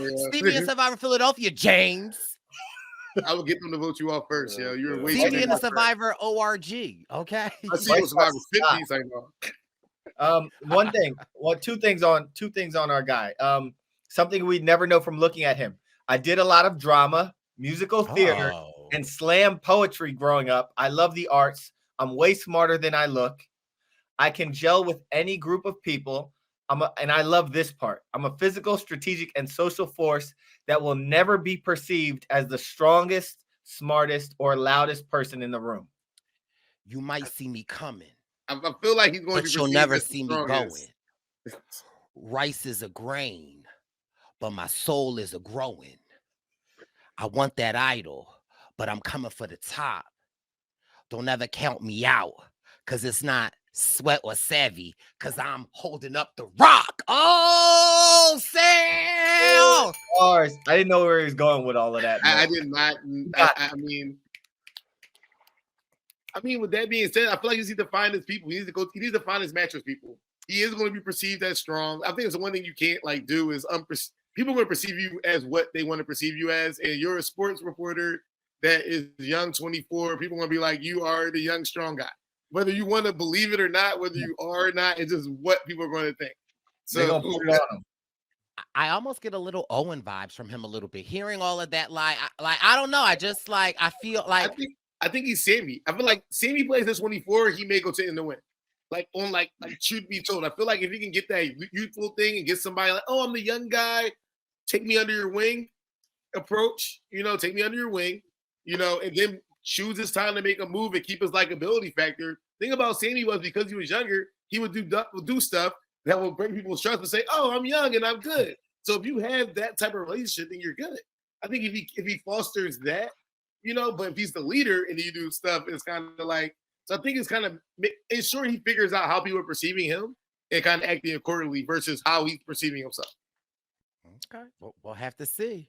Who do we have next? Next, we have Andy Ruda, from 31 years old, from Buffalo, New York, lives in Brooklyn, New York. AI research assistant. 3 words to describe you: frenetic, warm, and creative. Why do you want to be part of Survivor? Playing Survivor has been a dream and a source of motivation for the last decade of my life. I don't think my life makes as much sense if it didn't include ultimately playing. I am so ready to scratch this itch and transition my role in this weird ecosystem from super fan to player. He's a super fan. We've seen him at Brice and Wendell events. We know Andy very well. He gives me, looking at him, I get Austin vibes a little bit. What else? Hobbies: minesweeper, road trips, even though I can't drive. And being a K-pop stan. Come on, K-pop. Yeah. Wait, do you say minesweeper? Like, is that the game with the squares? Or is that the game with the little squares and the X? That we always fail at. Speak for yourself. But okay. Y'all Does anybody know how to actually play that game? I mean, Andy. When the number comes in, the bomb is in 3 points. 3 spaces away, all right? Or 2, yeah. I used to play. It's fun. I didn't know it's still existed, though. I don't know where you find that game to play, though. I don't know where you go to get that game now. Like, it's not on PS5. Like, I don't know like that. All right. Well, if he's good at Minesweeper, he has to be good at something. I like Andy. I think his spirits are amazing. I think that he is a sweet guy. I think that he has what it takes. I am worried that he might not be able to. I don't want him to come off as the nice, gullible, young, fun guy. Like, I want Andy to like mean business. So my advice to Andy is be yourself, but put your foot down and remember you're playing a game for one, not for like, you are playing a game for yourself, not everybody. I love Andy and I hope that he goes far.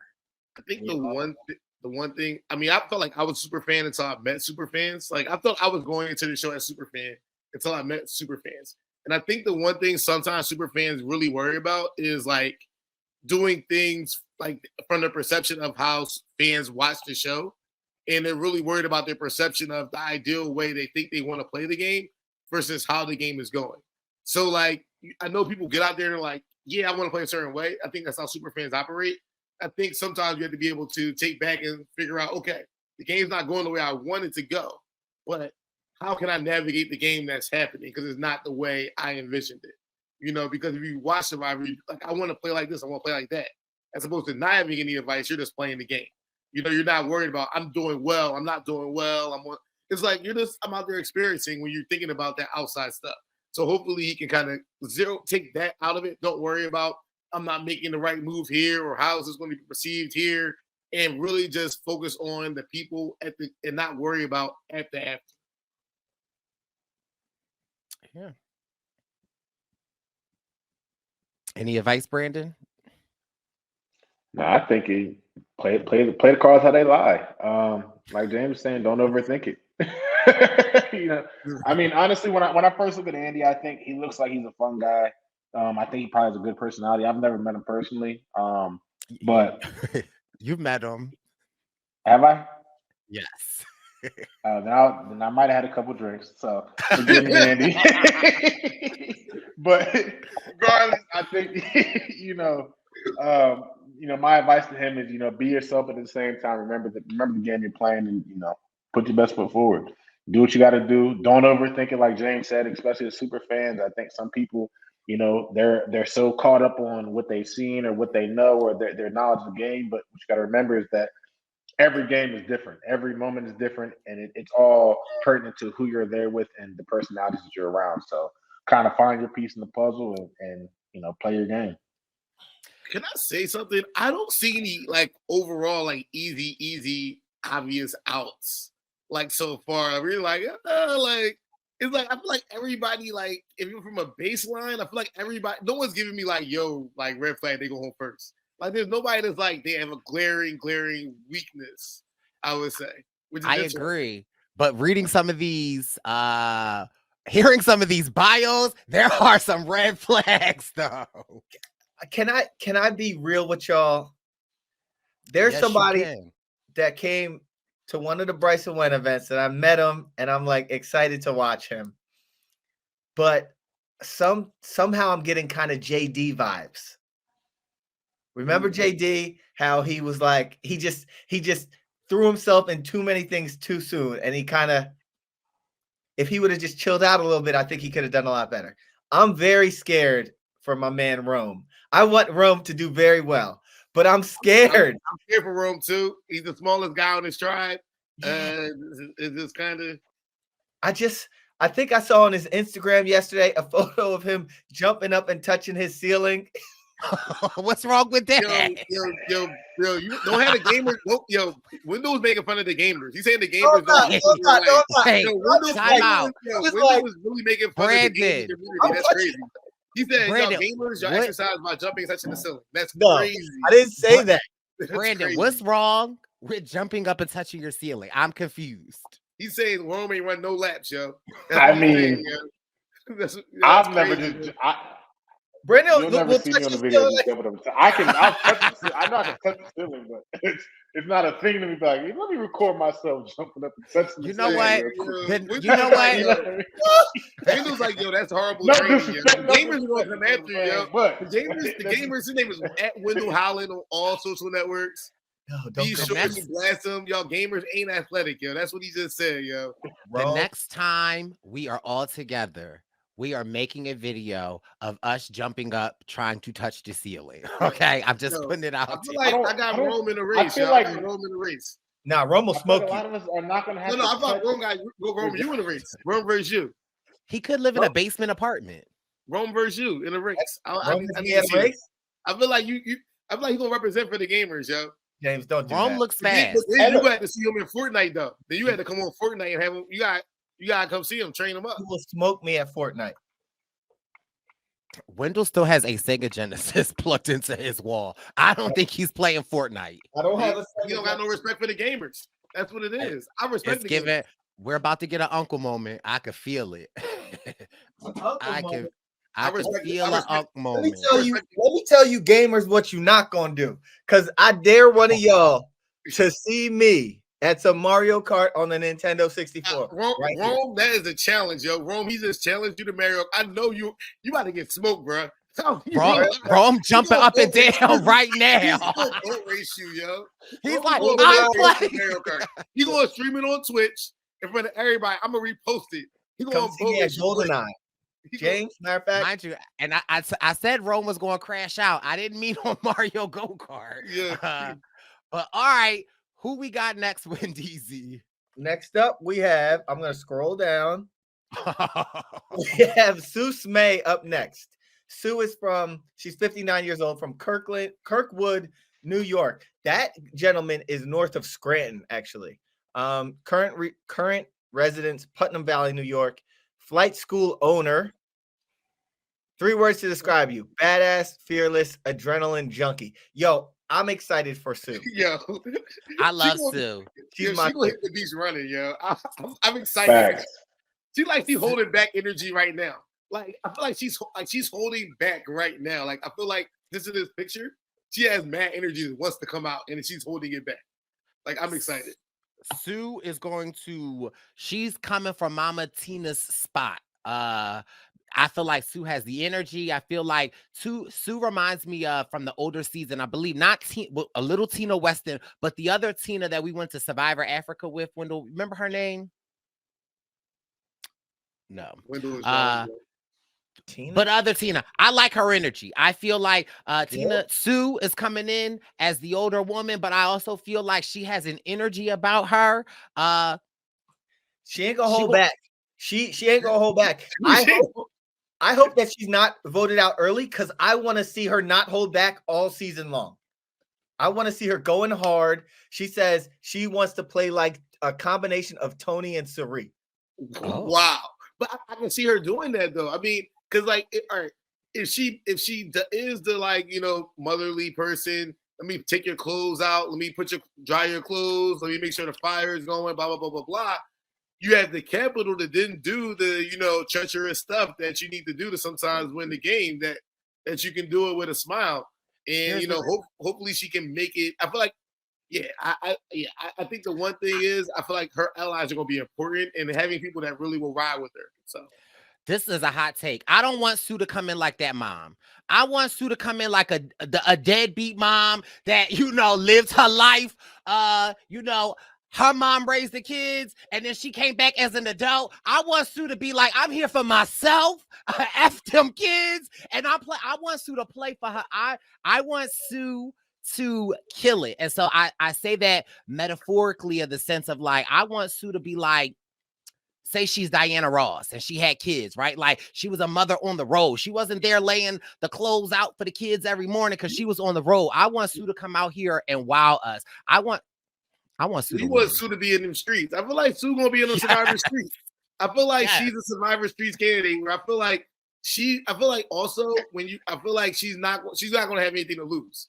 Like I feel like a lot of times people play like I feel like she's gonna play like this is her last time playing the game, or this could be her last time playing the game. And I feel like that is going to bode well. And I'm excited to see because I don't think we've seen someone like with that much energy at that age where I feel like she looks like she's in shape, like she can outrun me right now. You know what I'm saying? Like I feel like she's in shape. I think she's gonna be a beast. And I feel like she also just has that wisdom that you see like she's double some people's these people's ages. and you can't put a price on wisdom, you know, and having a built-in experience. You know, you also had a season. I came from a season where Gabler won 51. I don't think many people had him winning or gave him a shot going into it. So I feel like that's something else where you automatically look into it. She's 59. She's starting with a low threat level. So being able to kind of maintain that relationships, we've seen that win in the new era. So I wonder if people are going to be guarded against that, or maybe they're not. Or maybe they're looking at Gabler like, oh, that was lucky, XYZ. And she could be a person that you think people can carry to the end. You get to the end, and she's like, nope, I'm cool with this person. I'm cool with this person. I'm cool with this person. I know what you did. I know what you did. I know your grandma. I know your mom. We doing this. I'm cooking this here. And you sitting there like, whoa, when did this happen? Like, I thought you were just chilling. So, you know, may watch out for Sue. I'm just saying. Yeah. I like to watch out for Sue. I like Mama Sue. I'm excited. Who we got next, Wendeezy? Caroline Vidmar is 27 from Palos Now, did you Verdes. say she's a flight school owner? Yes. So what does that mean? Does that mean she's a pilot or she just owns a school? Probably both. So that means, that means Sue got money. So Sue don't need money. So that means Sue crashing out. And when I mean by crashing out, Sue, no, I mean, no, not like that. No. What? Wow. Get him. You're not talking about an airline owner like that, yo. You know I don't mean it like that. Even before that, though, to be a pilot. Yeah, to be in flight school, all that stuff. Yeah. It's like, yeah, that's, and also I feel like you're dealing with you were cut out, Brandon, so I started talking. That's why. But like even before that, to be a pilot though, to even like get into the cockpit, you have to be a problem solver. Like that's no easy task. You know what I mean? Aren't you a pilot, Brandon? Oh, my bad. Can't you fly?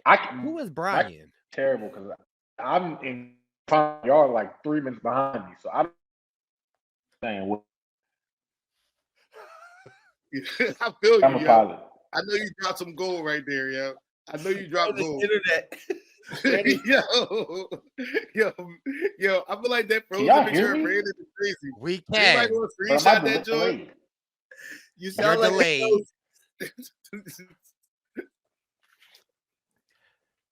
Brandon, aren't you a pilot? Yeah, I am a pilot actually. That's what initially kind of brought me to it. When I heard a flight school owner, I know how difficult that world is. So to even put yourself in a position, not only to be a pilot, but then also be a flight school owner, that takes a lot of grit, a lot of perseverance. I mean, a lot of problem solving.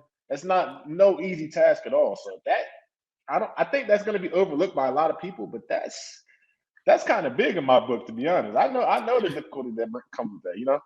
Hey man, it reminds me a lot of Gabler too. When Gabler is like, yeah, he's a medical device sales. Very difficult to get into. You have to be super smart to be in the ER. You have to know a lot of things. Where he's just like, yeah, I'm in a. It's like it's kind of a lot of times people don't understand certain things and don't understand what goes into it for that to be successful. You say flight school owner, you may not think that deeply about it, you know, as somebody that's doing a lot of different things when really they are.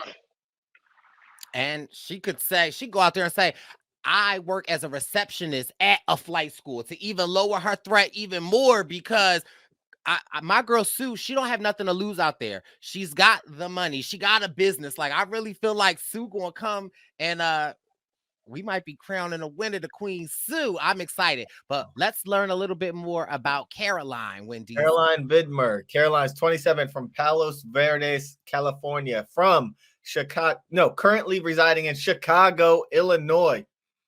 She's a strategy consultant, adventurous, enthusiastic, and supportive. Why do you want to be on Survivor? It's been my dream to be on Survivor since I was 5 years old. When I was younger, I loved watching Survivor and seeing how happy people were when they won a challenge. And as I grew older and began to understand how grueling and tough Survivor is, the more I fell in love with the show. Watching survivors who were down on their luck still fight, persevere, and even thrive taught me the power of resilience. And now I'm ready to put my damn resilience to the test and play the most epic game there is. I love it. She almost gives me I almost get a little Emily flipping energy, like slightly a little bit. But I like someone that is playing with their back against the wall. I get scrappy. I'm excited. I feel like I want her to use her voice. Let me hear you. I want you out here in these Survivor Sands playing, Caroline. I'm excited for her. He resonates with Tori from 42 and Emily from 45 because of their honest takes and their insights being spot on. My one red flag is honesty. You know, like honesty is not a strong thing you want to have in Survivor because, you know, it's like it puts you in a bad spot. It's fun to watch, but you got to be lying out there. Like, so I think sometimes people think, yo, I'm being honest, I'm being real. It's like, nah, you don't want to keep it too real out there. You if it's real adjacent.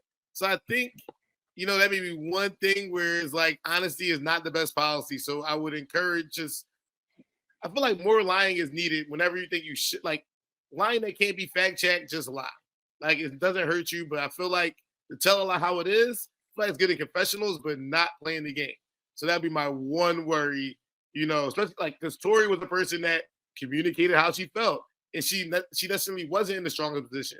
Emily found her footing, you know, but she wasn't in the strong position because she was communicating how she was really feeling. You can play an honest game and be deceptive. You can play an honest game and lie. You can play an honest How's game that and work? lie. So I'm saying, like, you could be on the up and play an honest game, but tell a white lie here and there. I mean, but I think this is a different conversation. I feel like that's where a lot of times people take those honest game and white lies, and people take that personally at the end. It's like if you're going to be a liar, like I'm playing the game. Like I don't think people respect like I'm playing an honest game. Like I don't know if people respect the honest game. They be respecting it at the end when at the end isn't the time to tell the white lie. At the end is the time to be like, I did lie to you, but this is the reason why I lied to you. I'm just saying. Hey man, I think Carolyn. I feel like she could be underestimated. Hopefully, and I feel like it's a good place to start. Like starting underestimated is a good place in this game to start. And I feel like she has a good foundation, and hopefully she lets the personalities around her take themselves out, and then she kind of is the person that is looked at as the diffuser. You know, hopefully, I think she could be a nice little floater where people aren't really threatened by her, but they will all want her vote. You know, and she can stay in that position and then strike when she has to. That would be my advice and my thoughts. Okay. Next up, we have who I'm going to call the People's Champ. What I was thinking. I wonder how. I think it's interesting to see how she did this. Brandon Cottom. This delay is crazy. I'm not gonna lie. We were so excited. This delay is crazy. Brandon is flying. Oh okay, my he in the air. His delay is wild. The next person up is who I'm going to call the People's Champ, Aysha Welch. Everybody, all the podcasters know her. She is a part of the RHAP podcaster, part of the community. We've seen her before. We're rooting for her very much so. She's 32 from DeSoto, Texas, lives in H-Town, Houston, Texas. She's an IT consultant. 3 words to describe you: overachiever, unique, and joyful. Why do you want to be a part of Survivor? I've watched Survivor since I was 12. My mom started watching season 1, so she put me on. I always thought that Survivor was too hard, but I've reached a point in my life where I've accomplished a lot personally, and I'm ready for my next biggest challenge. Not only is this my dream, but it's my family's too. I'm so excited to see Aysha on this season. Aysha is my future sister-in-law, and I am excited for Aysha. I love her. I don't have no advice for her. Be the queen that we know you to be, queen, and let's break this $1 million. Okay, let's go, Aysha. I love Queen Aysha, sister-in-law. What's up? I feel like she probably has probably talked to a lot of Survivor players, probably has a great relationships, has been analyzing the game for a very long time. I mean, if I was out there, I would vote her out. It's like, no, I mean, yo, she's like, literally, she has no weaknesses. She's one of those no weakness players where she's athletic. She's clearly smart, and she clearly can get along with people. the 3 things you need to win the game. So she's one of those people that's going to have this super high threat level just off rip. So I think the hardest thing is like to really lower her threat level enough where people aren't, threatened, and to have people that are willing to go to the mattresses for her. Because, the superfan era, even they're going to know who, or maybe know who she is. She may disclose who she is. And you don't know how people are going to react to that, So they can, and I do worry, but, but I feel like I don't have any advice to give. She probably knows it better, knows more stuff than me. So I was going to let her cook. And I can't wait to watch it play. For you guys. Do we think that if she lets people know that she's an RHAP podcaster or that she's in the community, does this make her a bigger threat? I don't think so. Her podcast, she has talked about Big Brother. Her podcast is about like 90 Day Fiance. So she's like very Survivor adjacent. So if anything, I think it gives her cool points of like, hey, I'm a I think it's setting her up for the right arc that we need to see. But perception is reality, yo. So you hear RHAP, you know what I'm saying? Like it's kind of one of those things where enough people, it's like you kind of want to get in front of the 90 Day Fiance though, but I'm just saying. But I heard of RHAP when I was on my season, and I didn't know what RHAP was or what Survivor podcasts were. Which is the reason why we're doing a Uncle's podcast right now, Wendell. Yes, and now people do. And now, back in your era, back in your era, sir, Mr. Right Hand Dribble, 90s basketball player. Or wait, time out, Brandon. Prior to you going out there, if you were out there and you heard someone say, "I'm an RHAP podcaster," what would you think? He's gonna answer in 5 minutes. 3, 2, 1. I'm speaking. This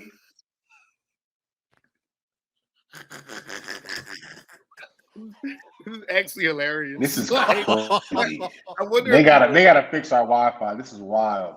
Yo, that was a great This answer, is Brandon. wild. We feel that answer. Like, I mean, I'm gonna speak for Brandon and say, I feel like it depends on your confidence level in the game. I feel like people that are there aren't intimidated, that want to play with her, is going to be a good thing. Where if you're looking for reasons to vote people out and you want to just increase someone's threat level, you can use that as a thing. So I think it depends on how the game goes for each season and kind of the mentality that the players have. Where I think having enough people where it's not really that big a deal, but to some people it could be, and figure out who those people are and getting them out. Where like, who is poisoning your well behind? Who's like, oh, whatever, that's cool. Like, I'm like, that's what I don't really care what you do. You do that for fun, great. The people that are like, oh my God, those people you have to figure out who those people are, get those people out. I don't see that in her spirit, right? Like I've known Aysha for many years now. And I feel like even if she was a survivor, if she had a soul survivor about podcasts, I feel like her spirit, her energy, I feel like isn't going to exude that. So I have very high hopes for my podcasting sister and future sister-in-law. Who do we have next? Next, we have Sierra Wright, 27, from Wilmington, Delaware, lives in Phoenixville, PA. Another Phoenixville. Oh, Phoenixville. Bill. Sierra. Ambitious, intuitive, and she's a hoot. I feel like she's been to the Brice Izyah events. Like I feel like I hope she can go under the radar, and I feel like she may be underestimated, which could be a good thing. So I feel like looks like she's in great shape. Like I feel like very bubbly personality. Like I think she's one of the people that can connect with a lot of people. So I just hope that, she can just navigate, the beginning of the game, like build some good relationships. Because I do think people are going to see her kind of as a threat to win. And I feel like you got to kind of worry about that when people look at you and think, oh yeah, I can see you winning the game. Like if you want to worry about that. I think that's the hardest part. But I feel like, yeah, she's going to do great. Yeah, she looks young. She looks fun. She's from our area. She's from the hometown crew. So my advice to you is go farther than myself Brandon, James, Brandon, Mariah, and Wendell the second time he played, and bring us the money. Let's go, Sierra. Yes.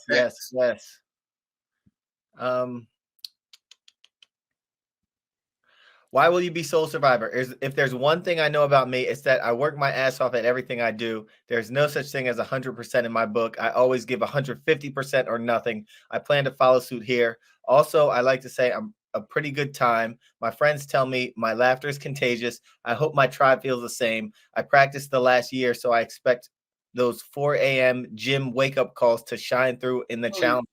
Yo, she give me Lindsay energy too. Like, I feel like this is like Lindsay, if like it is like someone that that can hang with anybody that's down for a good time. Like, who like on my season, I felt like got an interesting edit where she was like in the mix, like doing a lot of stuff.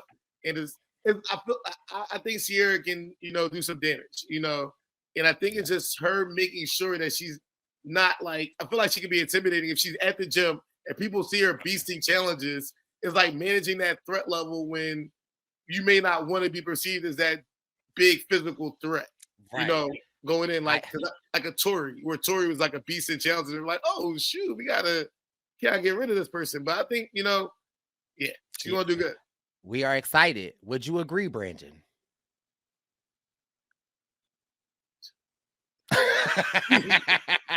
Brandon got gets the thumbs up. All right, we're on to our last player, Wendeezy, who Last we got. player, Solomon, also known as Saul Yee. So Saul is 43 from Del City, Oklahoma. He lives in Norwalk, Connecticut. Medical device sales, witty, friendly, and lucky. Why do you want to be a part of Survivor? Besides Oklahoma football, Survivor is what I love to watch the most. I have everything I've ever wanted in life now that I get to play my favorite game. Okay. Hey, can you read more about him? Because I think he's interesting. Keep going. Yeah. Favorite hobbies: poker, working out, personal growth, eating kimchi. Pet peeves: treating people in the service industry like crap. Be kind. I like that. What is the accomplishment you are most proud of? Take a look at my wife. Yo, man, this is my guy. This is my guy. This is my guy. Let's go. Listen, we can keep going. I need somebody that's going to be that excited about me. Come on, Solomon. Okay, listen. Okay.